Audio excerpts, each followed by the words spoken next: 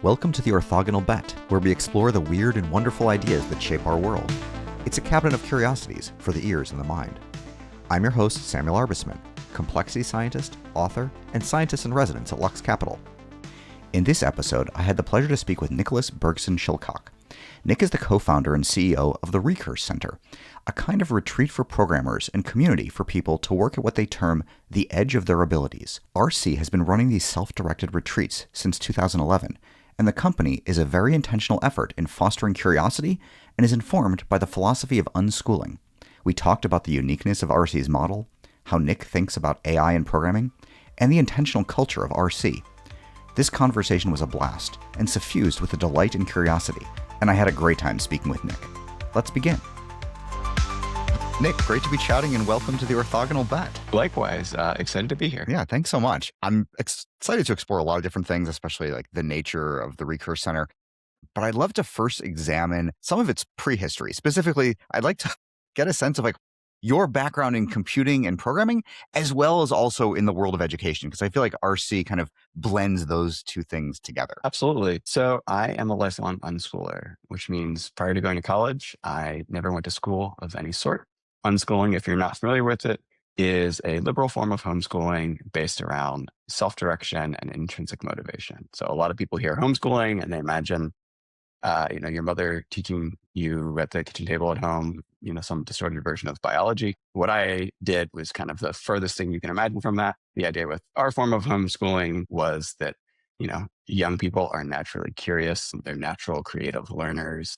They learn and incredibly complex skills like, learning to crawl and walk and talk and understand the world without lots of formal direct instruction or curricula, and go on to be incredibly curious. And then something happens later in life, which I think is kind of the traditional school system, that starts to destroy some of that creativity and curiosity. And so my parents took the approach that they wanted to really nurture that curiosity and autonomy that young people have.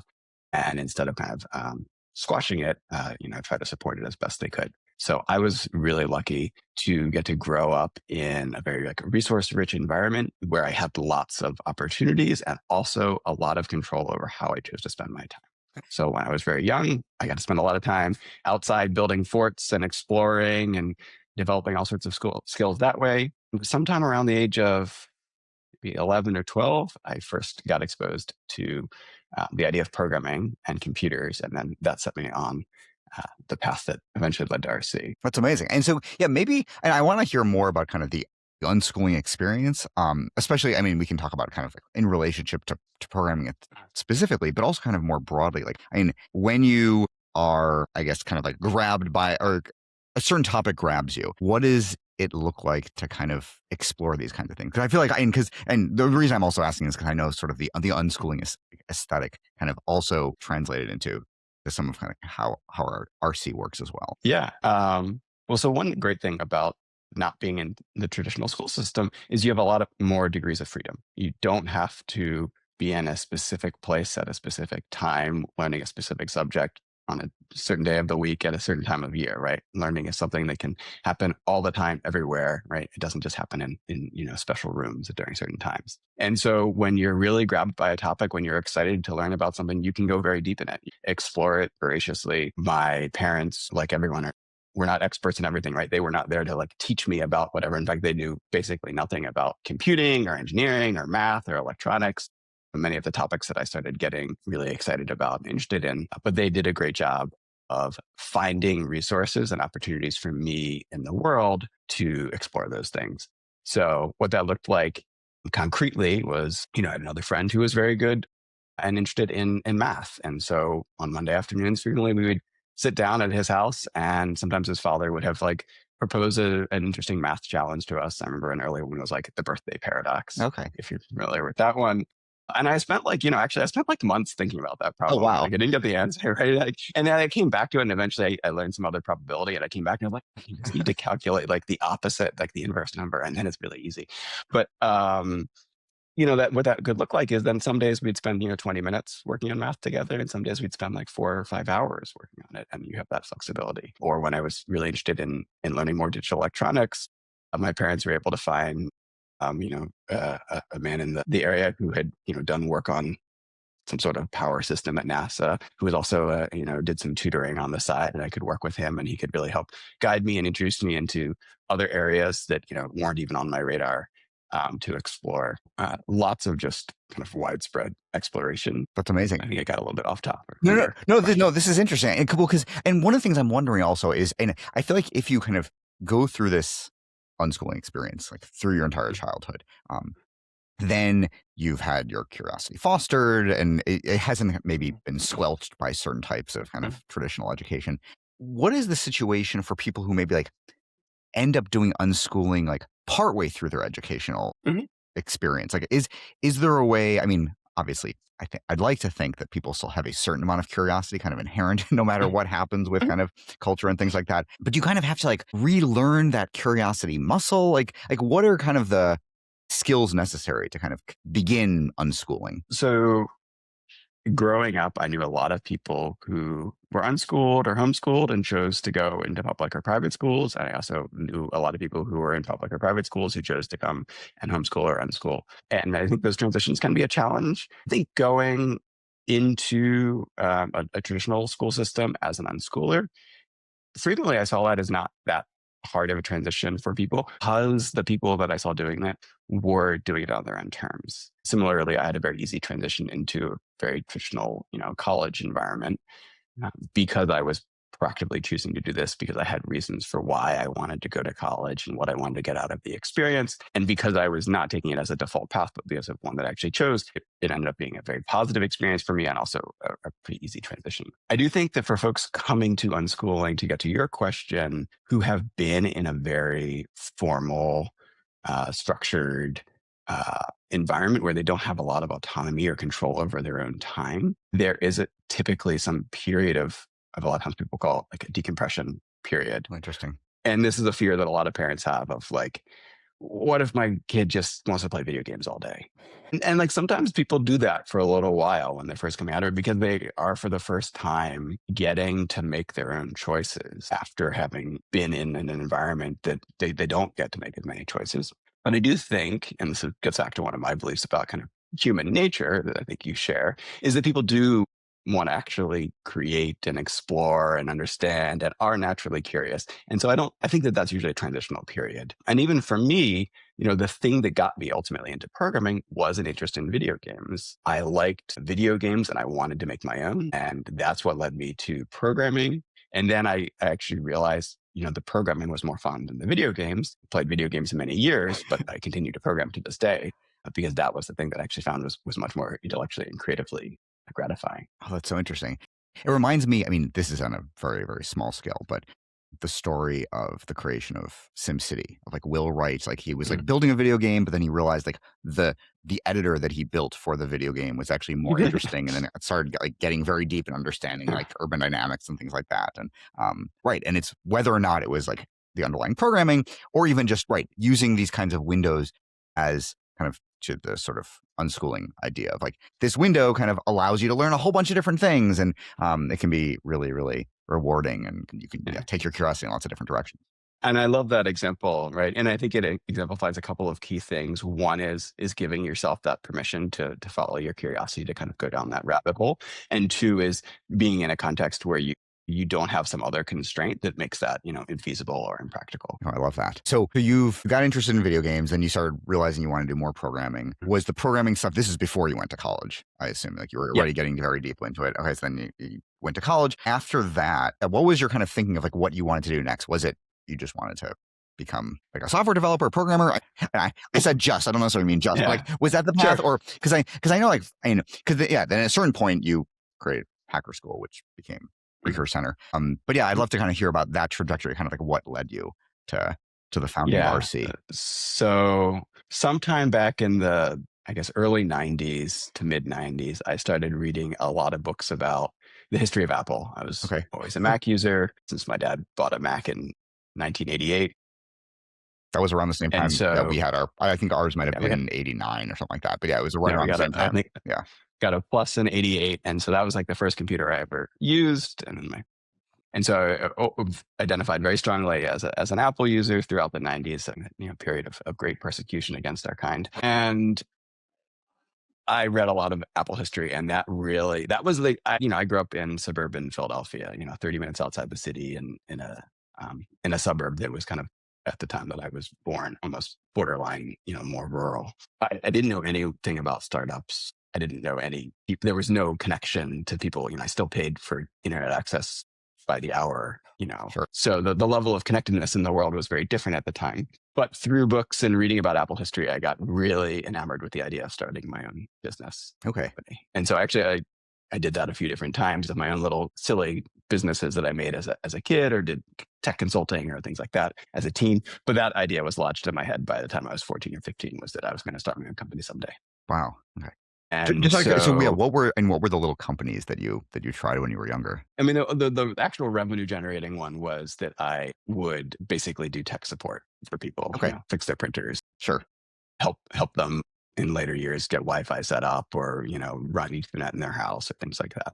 That was the only one that actually made any money for me. Okay. Yes. I also, but I realized as an early experience online that like that form where you can put in a company anytime you're signing up for something, you can just put anything you want in there. So my own, my first one I think was called Cool Man Incorporated, and I would like publish hypercard stacks for free. Amazing. On AOL. I'm pretty sure I did the same thing under my company name, but I'll leave it to you to determine whether or not that counts as a company. It's some sort of software endeavor. We'll call it that. Yes. So I was doing that, and I had this idea that I wanted to start a company someday. I went to college, and actually during college is when I met both of my co-founders. One, because we were taking a signal systems class together and quickly became friends. And the other, Sonnet, I met while I was interning at a company, and she was working there full time already. So I met my co-founders, and it was still in my mind that I wanted to start a company someday, but I didn't really know how. I had no real world experience, so I decided that I would work for a couple of years and then start a company. And so I actually worked for 2 years to the day and left the job that I basically liked. It was a pretty great job as a software engineer, but I knew I wanted to start a company someday, and I would regret it if I didn't eventually quit. So that's what I did. And I quit thinking that I was going to build a very different company. The initial idea was OkCupid for jobs.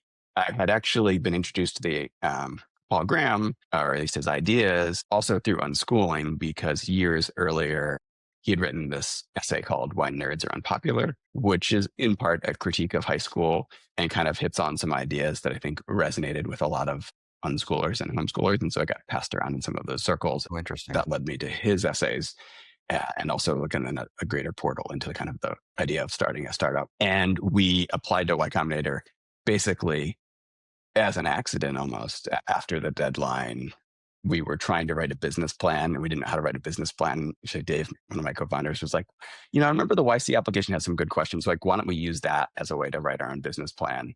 And then we had so much fun filling it out. We're like, we should just submit this and apply. Okay. So you submitted it, but thinking it was going to be this, like initially the kind of like the OkCupid kind of thing. So our initial idea, and this was in the first few years after the financial crisis. We were ostensibly in kind of a recession.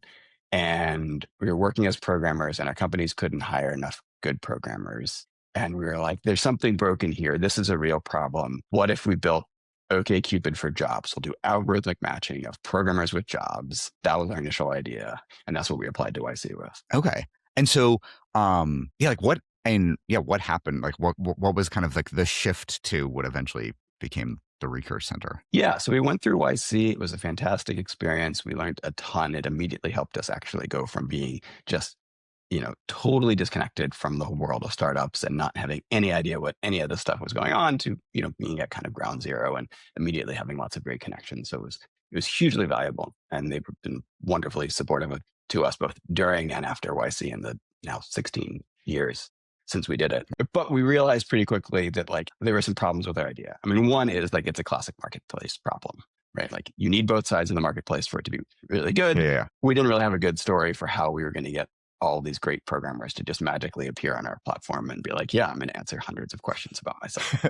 That was one of the problems that we quickly ran into. We ended up pivoting into a long list of things, and we spent the better part of a year kind of bouncing around between different ideas that none of which really connected with anything that we really had any sort of vision or deep belief in, and none of which that really like solved any core problems for anyone. And so actually Paul Graham gave us this advice kind of midway through this process. He's like, why don't you try becoming recruiters yourself? Like just try doing this all manually. And then you're going to really understand what the pain points are, why it's so hard, and then what software you can write to kind of automate yourself out of this process. Okay, that's a good idea. And so we did that, and we spent several months basically becoming recruiters ourselves. And the primary thing that we learned from that experience was not that there was some missing piece of software that would magically solve this, or that we could kind of automate some tedium away. It was that the bottleneck is both finding great people and also just that there aren't enough great programmers in the world, period. At the same time, there was kind of a parallel conversation we were having, which is, well, after we build a software company and we've become, famously rich, we should endow some type of new university and programming education that could embody everything that we wish we could have had to help us become better programmers. I got a lot out of college. I really enjoyed my college experience, but it did not actually do very much to help me become a better programmer. I learned so much more in my first internship as a programmer than I did in my years of studying computer engineering. I got a lot of other things out of that, but it was not like helping me become a better programmer. And so we were talking about how we could do that someday. And then it kind of dawned on us, and we, from a conversation actually with one of the YC partners, that maybe we could combine those two ideas. What if we tried something really simple right now? Interesting. And so my co-founder, Sonali, had gone to grad school at NYU.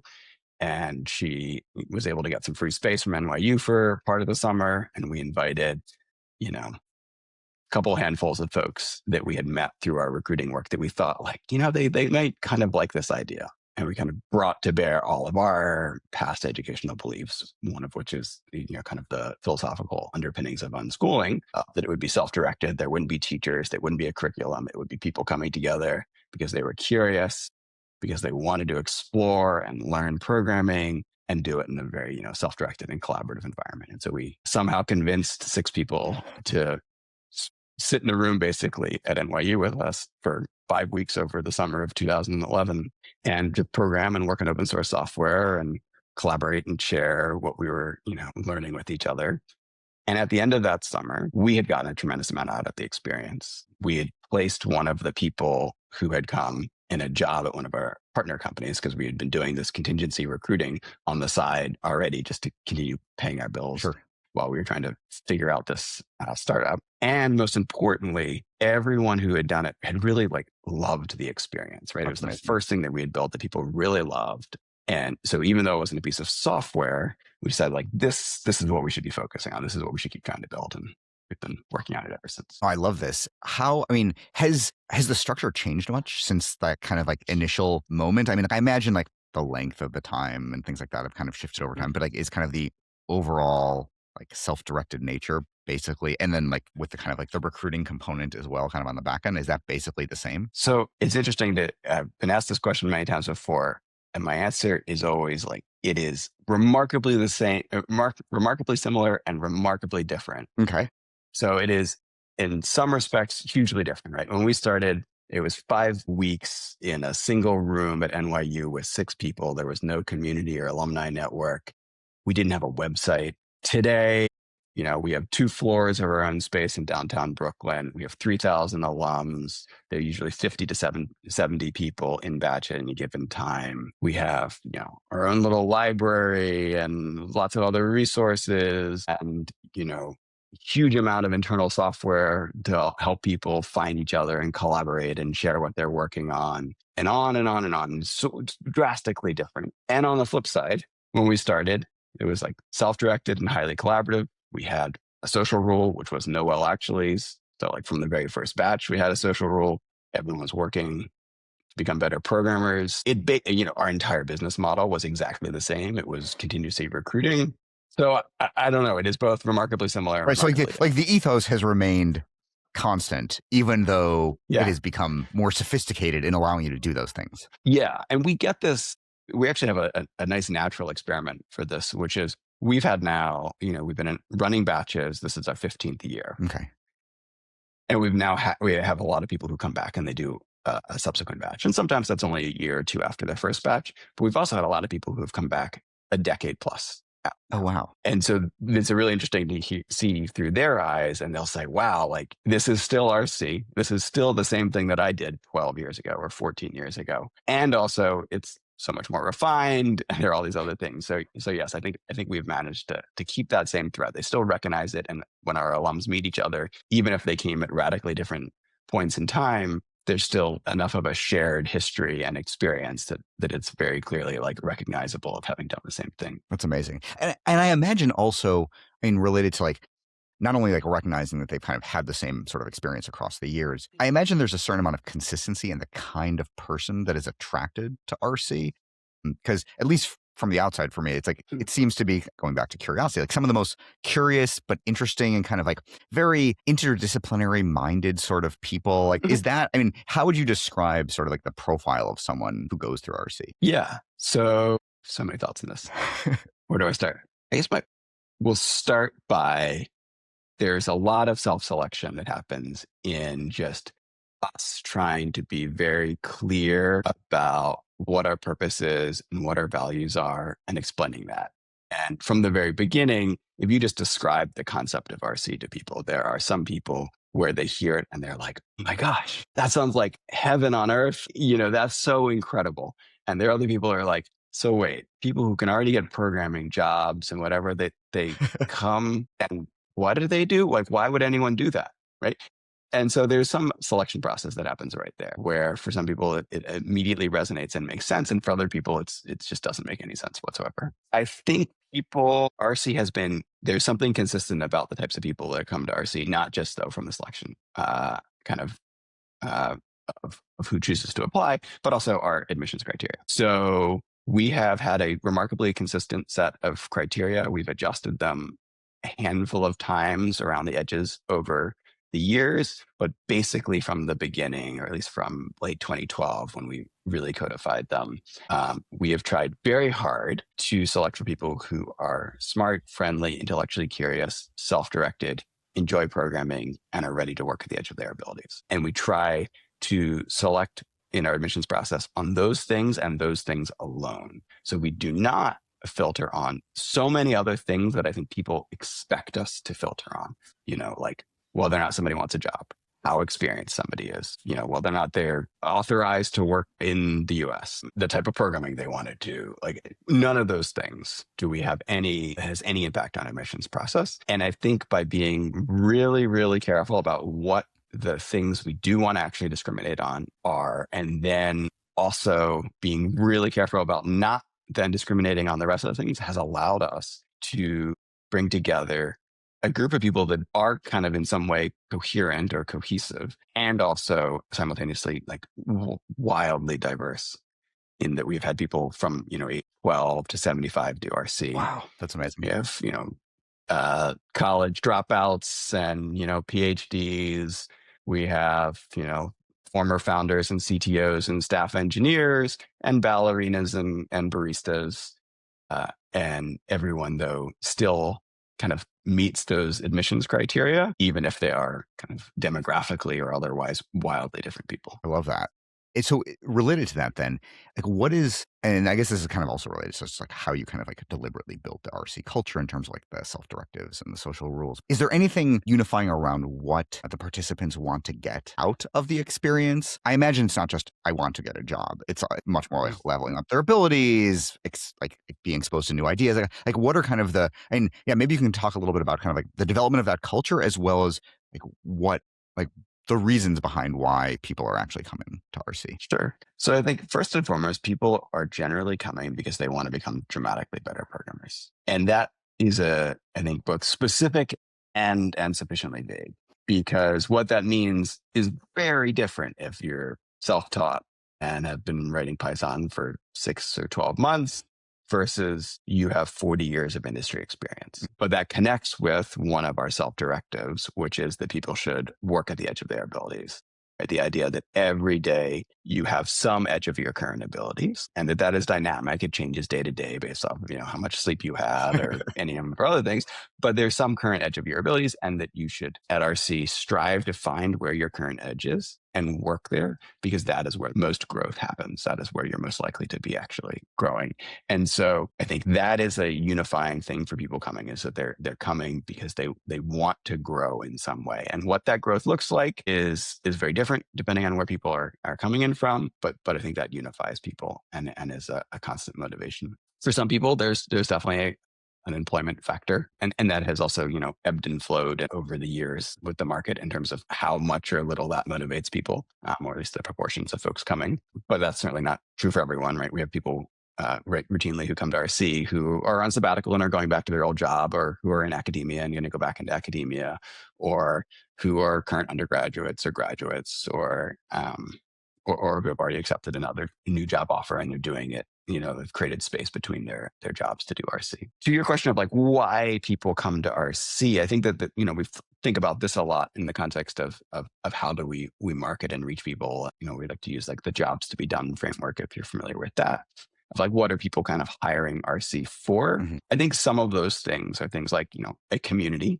I think one of our biggest assets, both in terms of the educational experience and also from the business value, is our really wonderful, highly engaged, tight-knit alumni community. And that has countless benefits, but I think that is one of the things that really attracts people and why they choose to come to RC. Another is the right amount of structure for people who have chosen to take a sabbatical or otherwise, or taking some time outside of traditional work. It's hard to find a space like RC, and I think they're very rare, where you have some useful constraints that are generative and create a useful framing and structure for your time without being overly restrictive. And what does that look like? Well, if you are on a sabbatical and you just have an indefinite period of time ahead, and every single day you could get up and write your novel or work on whatever, or scroll Twitter, right? That's a very different environment or mindset to be in. Then I've taken 3 months. I'm going to go to RC.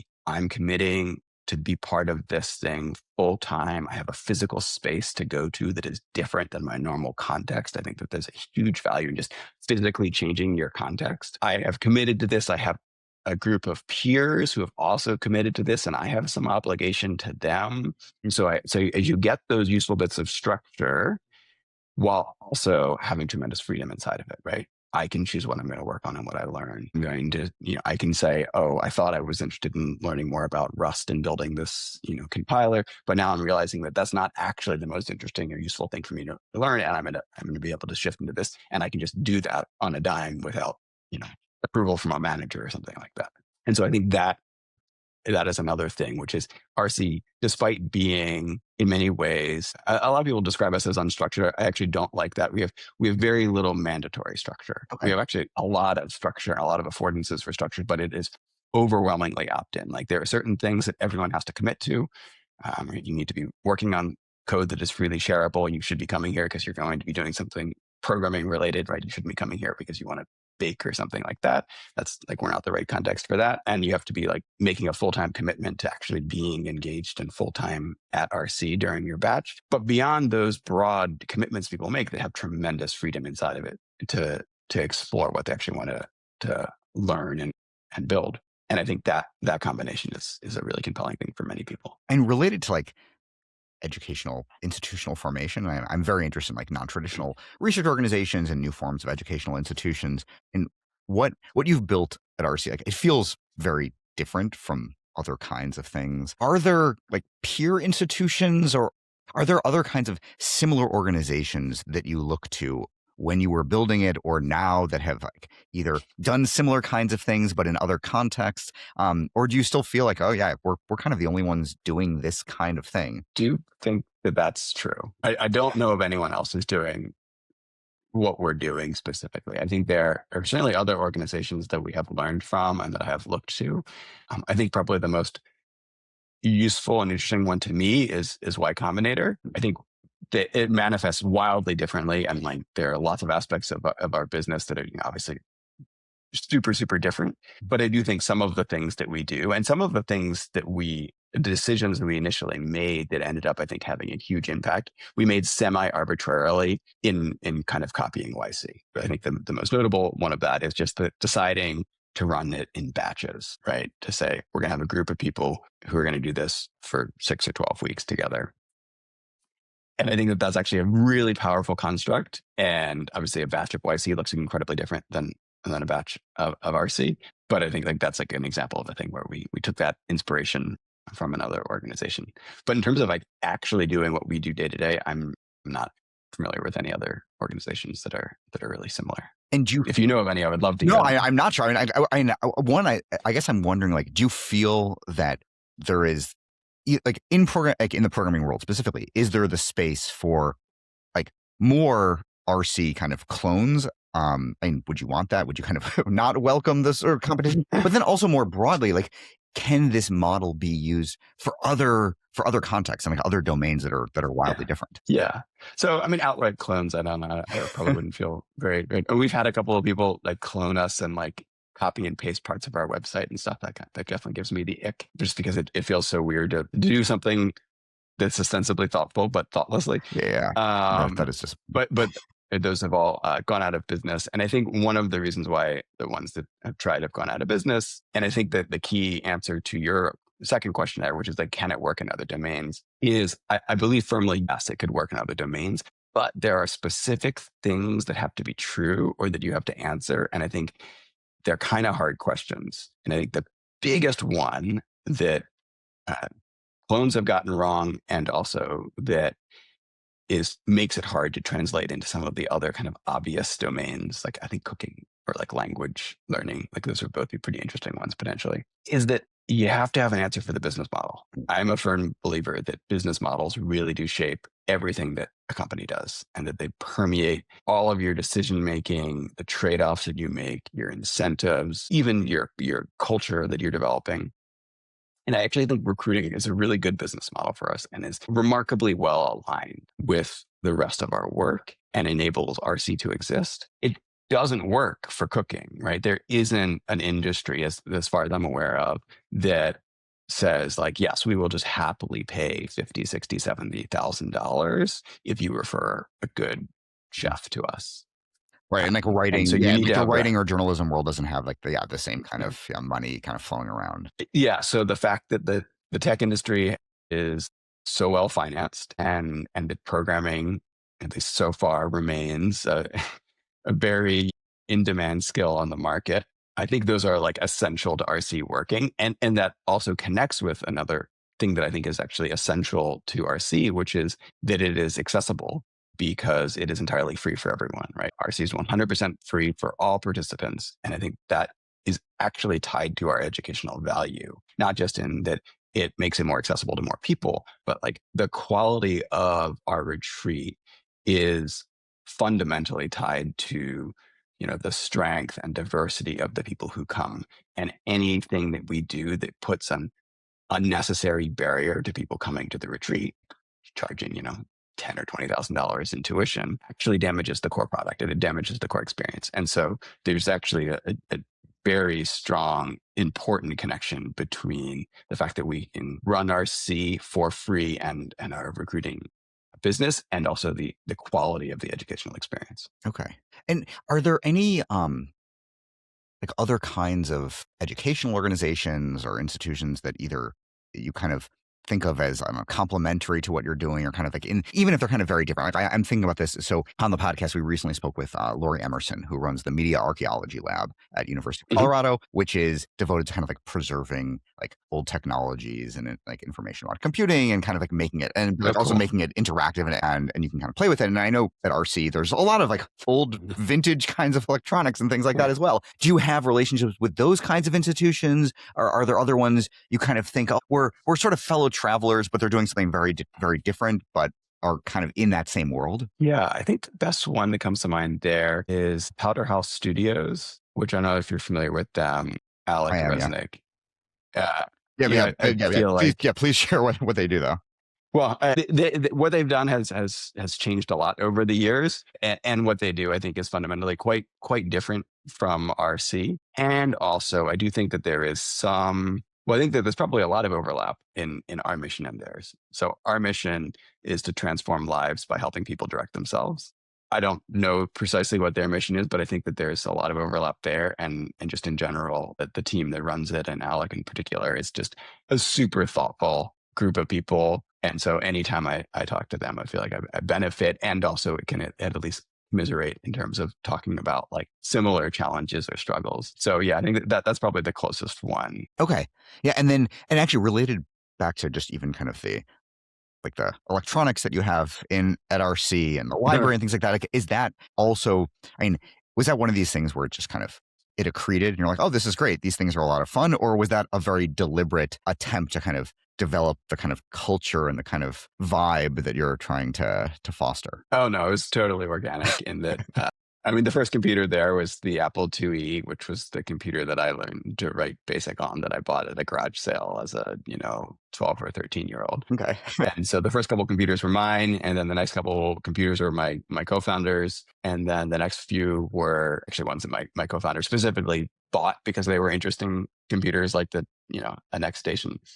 And now it has grown into, we have alums now who donate computers and like, hey, here's a really cool old, Italian computer or whatever that you've never heard of. And so, yeah, that was just fully organic. The one formalization is after, the first 13 years of work on the company, my co-founder, Dave, decided to move on and focus on other things. He was really interested in working on programming for space specifically. And when that happened, we decided to actually dedicate it and turn it from just a collection of a bunch of computers sitting in our office to our retro computing lab. And so we named it the Dave Lab, which is the David Albert Vintage Electronics Lab. Amazing. I love it. And you mentioned before, very briefly, about kind of like programming is, at least for now, this kind of like very essential skill. And I know, I mean, and I feel like we have to kind of at least discuss like AI, and you alluded before to HyperCard, and like, so HyperCard was, I feel like I talk about HyperCard way too much on this podcast, but it's worthwhile and it's amazing. And like that was one of the features of it, is to like help like democratize software creation. And certainly AI is helping to do that kind of thing. But at the same time, you could still make an argument that formal programming is still more necessary than ever. How are you thinking about AI, both in terms of how it relates to programming, how you're thinking about its in its relationship to what RC does, how it kind of attracts people, every aspect of that kind of thing, which I know you're like, you have to be thinking about that. But what is kind of your current thinking about how AI is affecting how you're just thinking about this entire landscape? There's so many different angles to take there. You can pick them all. Let's start. So I guess I'll start with like the most practical, straightforward, immediate one, which is like AI's impact on our business, which is, I have no idea what the future holds for that. I don't know what its impact on our business will be in 3 or 6 months. I can tell you what AI's impact on our business so far has been over the last couple of years, which has been wholly positive, right? And on two different dimensions. One is, it is the thing that really kind of pulled us out of the tech recession that started in late 2022, right? That was, the worst time period for our recruiting business ever, is basically late 2022 and 2023 and for 2024. There was just such a huge downturn in terms of the demand for programmers in the market, with so many layoffs and VC funding drying up. And so AI has been the kind of this huge bright spot of so many companies being hired. And the primary impact of that has been incredibly strong demand for programmers. So again, regardless of whatever the future holds, so far, at least what we see, and I think a lot of numbers do so far bear this out, is there's just been a lot more demand for companies desperately trying to hire good programmers. That's the first way. And then the other kind of smaller way that has impacted us is that, unfortunately, it seems like it has made some aspects of the hiring market much worse. Certainly, I think for job seekers, but also for companies trying to hire, which is, you can, if you put up a job post, you might get 1,000 applicants in the first, 24 hours or something like that. That's not hyperbole. We hear from companies where that happens, particularly if they're hiring remotely, and they're overwhelmingly, very low quality slop, possibly fraudulent applicants, and it's really hard to sift through. And so we actually have also seen a positive impact on our business, where companies come to us because they know that we can be a trusted source of high quality referrals of candidates who actually are interested in their company, who are actually, reasonably qualified for the job. who are real humans. And that sounds like a joke, but like we've Yeah. spoken to so many companies that have dealt with the, issue of either, people being swapped out in interviews or actually being somebody in North Korea, kind of faking where they're from, things like that. Oh, Like wow. that is a common challenge, particularly for companies that are fully remote. And so that's the other way that it's, at least to date, so far impacted our business. So far, AI's impact on our business has been positive, but the future is still very much TBD. So that's the first aspect. Then the second aspect, you're asking kind of like, how does it impact programming? I think an interesting thing is programming has always been this kind of bundle of interesting things, right? And that is reflected in who's attracted to programming and why, right? It is simultaneously a craft. It is a way to like create things kind of in the real world from pure thought. It is just a fun intellectual endeavor. It's a puzzle. It's a skill that's highly valued in the market. It's Legos, but also it's the same exact material that people use to build real buildings, right? Yeah. So like the play version is the real version, Yep. which is cool. It's the thing where all of the best tools are available for free to anyone, right? Like all of these really cool things. And that means that kind of an interesting set of people who have come to our programming for different reasons, right? Some people come to programming purely because it's just like, I would be sitting around doing math otherwise because it's an interesting intellectual exercise for me. Other people who come to me is like, I can make useful things in the world. And some people come from it very much the end result. Some people come from it from, the beauty of the abstractions they're building.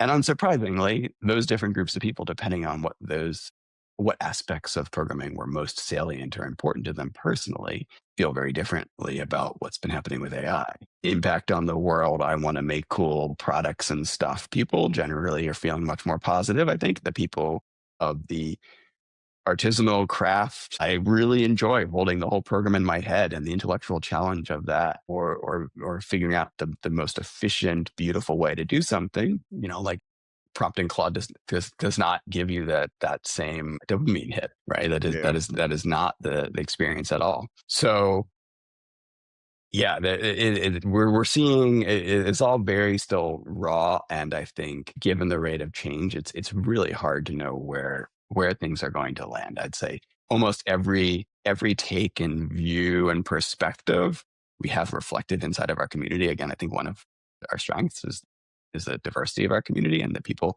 feel very differently about AI and have responded to it in a very interesting ways. And which is now we're at the point where we have people come into the retreat and they say, I think two kind of common things. One is, I want to come to a batch of RC because I want to finally figure out what's a good way to work with, do agentic programming and figure out a way to work with LLMs that feels right to me and that I believe is actually productive, or I just want to kind of explore and see what the current state of the art is. It's moving so quickly, like I want to do this.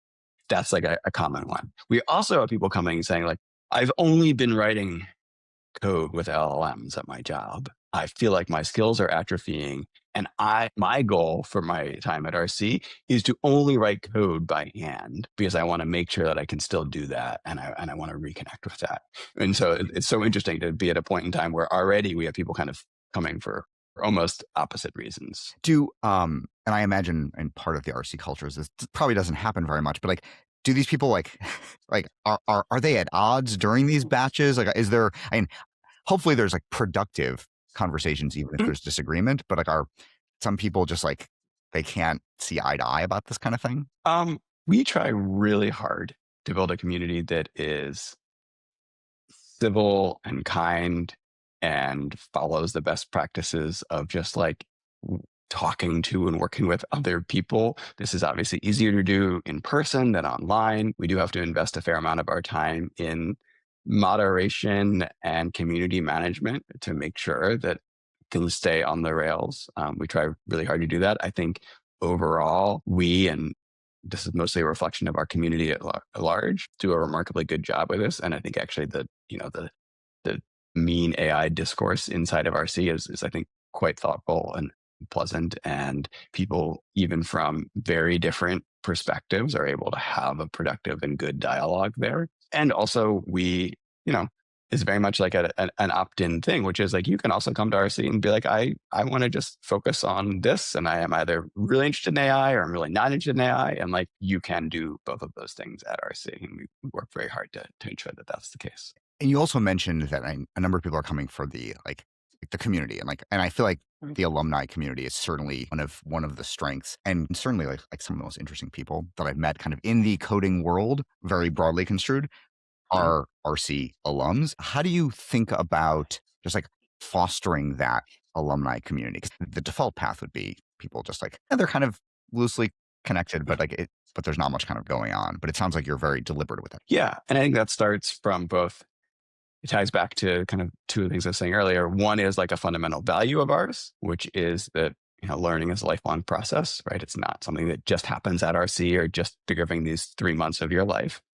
We want to support lifelong learning and growth for everyone in our community. That is kind of the philosophical grounding. And then also like a very strong business model motivation, which is, the value of our business is fundamentally a reflection of our alumni community, right? There will always be substantially more folks who are in our alumni community than who are currently doing RC. And so it is also in our financial and business interests to stay connected with our alums, to continue to provide value and support to them long after they have done a batch of RC, whether or not that's coming back for another batch, and then, or just, staying connected with the community in other ways. One of the things that we've learned, and I think this is, not that surprising given the diversity of our community, but that, people choose to stay connected to RC in dramatically different ways. We have some people who remain active participants for years and years in our internal forums and love talking about and answering questions or sharing things there. And there are other people who, after their batch, they never sign into those forums again, but they continue to volunteer as mock interviewers to help other people in their job searches, or they come back for our talks or events or our annual alumni reunion, or, have meetups in other cities with other recursors. And so what we try to do to foster that continued connection is to provide valuable, both to us, but also essentially to recursors, very different ways for them to stay kind of connected to RC and also, kind of the institution at large, but also, other people from their batch or other friends that they've made here. That's great. And so that also manifests in other ways, like our space is open 24/7 to our alums. Okay. And so people can come back anytime and just use the space to program or work on a side project or something like that. It's amazing. And actually related to projects and things like that, maybe like this would be a good final question, which is like, what are some of the weirdest things that people have worked on during their time at RC? Oh, that's so hard. We've had so many weird things. Maybe just a sample. And this is gonna be like highly recency bias of just like the last week or something. I don't know. It was a really fun presentation the other day. A woman made this audio. I guess it's not a visualization if it's audio, but basically her question was like, could you hear outages? So like, what if you had like all of your metrics and monitoring for your big web app at scale? Like, what would it sound like to just be listening to like that as like kind of noise? And then when the error rate spikes, like what would that be like to hear it? And so she did a project to, kind of create sounds from outages. I thought that was just yesterday. That was pretty fun. Another one of our alums, Nolan, his whole goal for his batch was just like, I'm going to make kind of games or things, but in really unexpected, weird places. So he made, Flappy Bird, which was a version of Flappy Bird that you played in the macOS Finder. And it was, absolutely hilarious and super weird, right? And I would have never thought, I'd be like, oh, you can make a game inside of, the macOS Finder, or he, implemented whatever Doom inside of the Photos app. And so those are some pretty weird ones. I don't know. There's so many. We had somebody years ago who came because she was cultivating yogurt and had a small business upstate selling yogurt and was coming to learn some embedded hardware stuff to build better sensors for remote monitoring of her yogurt cultures. That was a pretty weird one. I love this. Those are great. Yeah, it just kind of shows you the sheer breadth of programming usefulness. Oh, this is amazing. Anyway, this is great. Thanks so much for taking the time to chat. I had a lot of fun. Likewise, I had a lot of fun too. Thank you.